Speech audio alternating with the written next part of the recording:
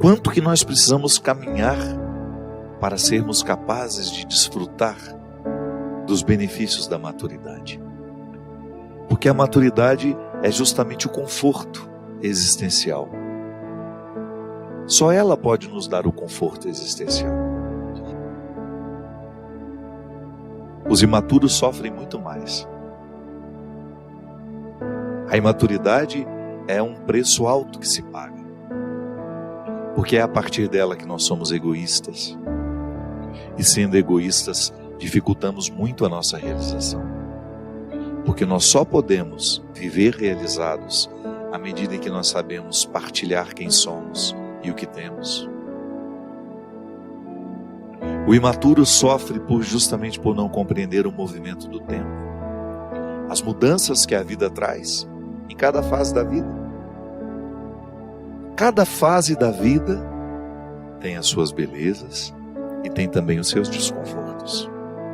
Mas a maturidade nos ensina a perceber o todo que temos nas mãos e desfrutar isso.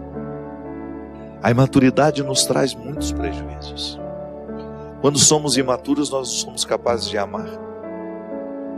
Sim, porque ela nos priva na origem do amor. A imaturidade, ela nos torna ciumentos, e quando nós estamos movidos pelo ciúme, nós não somos capazes de amar o outro com liberdade, que ninguém suporta. Ninguém suporta um amor que prende, um amor que quer para si. Então, quando nós somos ciumentos, nós ficamos privados de viver a pureza do amor. Aí nós vamos incorrer em amores interesseiros,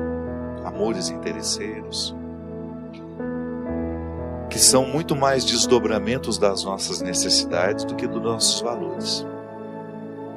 Sim, porque eu posso amar por necessidade, quando sou movido pelas minhas carências, e posso amar por um valor, que é quando eu não sou movido pelas minhas carências.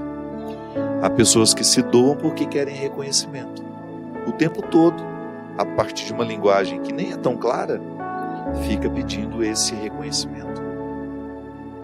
Quando na verdade o movimento do amor deveria ser: passo pela sua vida, faço bem e não volto para trazer a fatura. Claro que quando existe um vínculo de proximidade, o dia a dia entre marido e mulher, mãe e filho, irmãos, amigos, essa reciprocidade é uma resposta. Nunca nascida a partir de uma cobrança, não, é a gratuidade. O fato, minha gente, é que à medida em que nós vamos amadurecendo, nós vamos alcançando essa liberdade interior. Porque é a partir dela que a gente faz a autocrítica. Só os livres se criticam. Só o realmente livre é capaz de olhar para si mesmo, perceber os seus equívocos, perceber os seus erros, perceber as suas fragilidades. Não fica colocando obstáculo para chegar ao cerne de sua verdade. Os livres e os que se autocriticam, esses fazem a diferença no mundo. Porque se tornam instrumentos de transformação. Eu acho muito bonito em Jesus, que é esse movimento que ele sempre faz na direção do outro para libertá-lo. Pode observar que a palavra de Jesus, ela tinha o poder de provocar no outro um questionamento que libertava, que lhe colocava diante de sua história, diante de seus erros, diante de seu passado, mas também diante de suas possibilidades. Jesus colocava uma palavra que provocava um desassossego e naturalmente encaminhava ali um processo de maturidade. Porque nós crescemos e amadurecemos a partir do momento que nós enfrentamos os nossos desassossegos. Quando eu olho de frente para aquilo que me amedronta, quando eu olho de frente para aquilo que me desinstala, quando eu não tenho medo dos meus conflitos, E esse processo humano é naturalmente religioso. Quando eu vivo essa maturidade espiritual, se eu sou imaturo, eu vou estabelecer com Deus uma relação sempre pautada por aquilo que eu quero que Ele me faça. Eu olho para Deus e vejo nele aquele que vai me saciar de todas as minhas vontades, que vai fazer tudo o que eu quero. Isso é imaturidade. A maturidade na fé coloca-nos diante de Deus muito mais com uma relação gratuita do que necessariamente de imposições. A minha oração, por exemplo, eu sou mais livre, eu sou mais maduro à medida em que eu olho para Deus como um amigo que me acompanha, que está ao meu lado, me ajudando a esclarecer o que eu ainda não sei, mas nunca como uma muleta. Não, Deus é meu amigo. A maturidade espiritual me leva a experimentar um Deus amigo. Sim, porque é interessante, minha gente, às vezes alguns acontecimentos nos amadurecem tanto. Num espaço curto de tempo a gente ganha uma maturidade por causa da própria luta, por causa da própria dificuldade. A maturidade nos torna mais leves, né?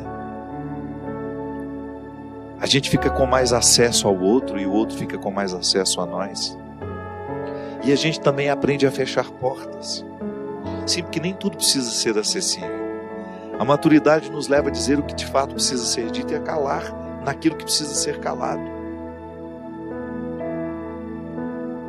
Eu tenho medo quando eu falo muito. Pode ser um resultado da minha imaturidade.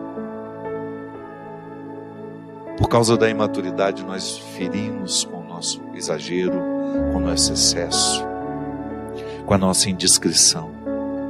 Por causa da nossa imaturidade, as nossas carências. Porque quando eu sou imaturo, as minhas carências prevalecem.